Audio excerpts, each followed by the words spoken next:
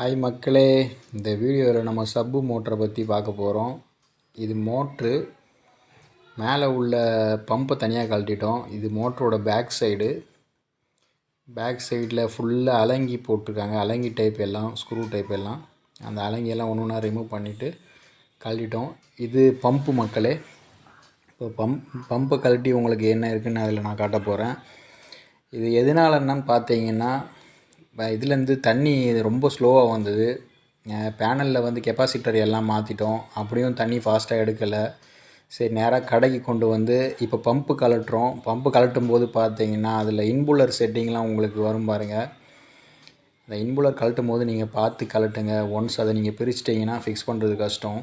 அதை நீங்கள் மார்க்கர் போட்டு மார்க் பண்ணிவிட்டு கழட்டிட்டு திரும்ப அந்த லைன் வச்சு நீங்கள் ஃபிக்ஸ் பண்ணிங்கன்னா ஈஸியாக இருக்கும். அது ஃபுல்லாக கரல் அடித்து செம்மண் மண்ணெலாம் உள்ளே போய் ஸ்ட்ரக் ஆகிடுச்சு. பம்பு வேகமாகவே சுற்றலை. ஆனால் மோட்ரு நாங்கள் கழட்டி பார்க்கும்போது மோட்ரு சூப்பராக இருந்தது. பம்பில் தான் ப்ராப்ளம்னு சொல்லிவிட்டு பம்பு ஃபுல்லாக கழட்டிட்டோம். ஃபுல்லாக கழட்டிட்டு அதில் உள்ள இன்புல்லர் எல்லாத்தையும் இப்போ தனித்தனியாக பிரித்து உங்களுக்கு வாஷ் பண்ணி காட்டுறேன் பாருங்கள். நாங்கள் இதை எதுக்கு இங்கே கொண்டு வந்தோம்னா, தண்ணி வந்து ரொம்ப ஸ்லோவாக எடுத்தது. பேனலில் உள்ள கண்டென்சர் எல்லாமே மாற்றிட்டோம். கெப்பாசிட்டர் எல்லாமே மாற்றிட்டோம். அப்படியும் தண்ணி வந்து ஃபாஸ்ட்டாகவே எடுக்கலை. ஸோ அதனால் நாங்களே கொண்டு வந்து பிரிச்சுட்டோம். இப்போ உங்களுக்கு அந்த இன்புலர் செட்டிங்கை பிரிக்கிறது தான் காமிச்சிட்ருக்கேன். அது பிரிச்சுட்டு ஒரு டப்பில் போட்டு ஃபுல்லாக வாஷ் பண்ணுவோம். அந்த தண்ணியை பாருங்கள். இது வந்து பம்பு செட்டிங் மக்களே. பம்பு உள்ளேருந்து பிரித்து எடுத்தாச்சு. இதை நான் இப்போ ஃபிக்ஸ் பண்ணுறது நீங்கள் உங்களுக்கு லைவாக நான் காட்டுவேன்.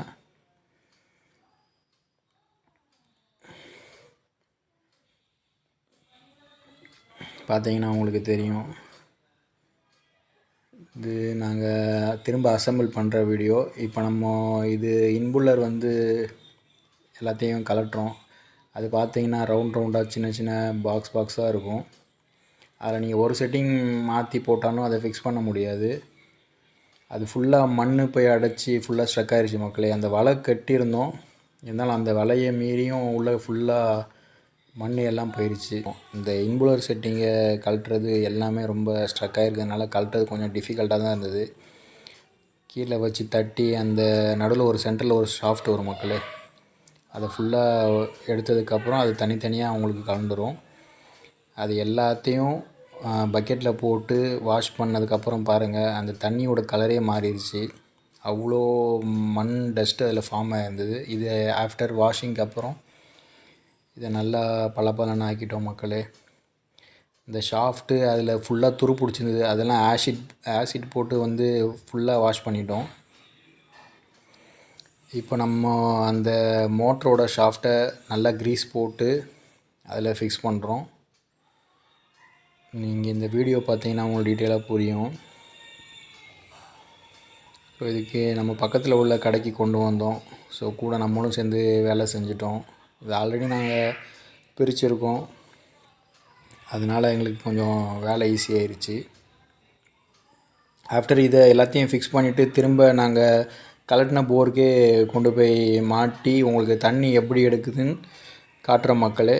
இந்த வீடியோ ஸ்கிப் பண்ணாமல் பாருங்கள். இப்போ நாங்கள் ஃபிக்ஸ் பண்ணிட்டோம். இது 350 அடி போரு ஃபிக்ஸ் பண்ணி ஆன் பண்ணிட்டோம். இப்போ தண்ணியோட ஃபோர்ஸ் பார்த்தீங்களா? நாங்கள் இதுக்கு முன்னாடி இதை மாட்டும்போது தண்ணி சுத்தமாகவே எடுக்கலை, கொஞ்சமாக தான் வந்தது. இந்த வீடியோ பிடிச்சிருந்தா லைக் பண்ணுங்கள், ஷேர் பண்ணுங்கள், கமெண்ட் பண்ணுங்கள், மறக்காமல் சப்ஸ்கிரைப் பண்ணுங்கள். தேங்க்யூ மக்களே.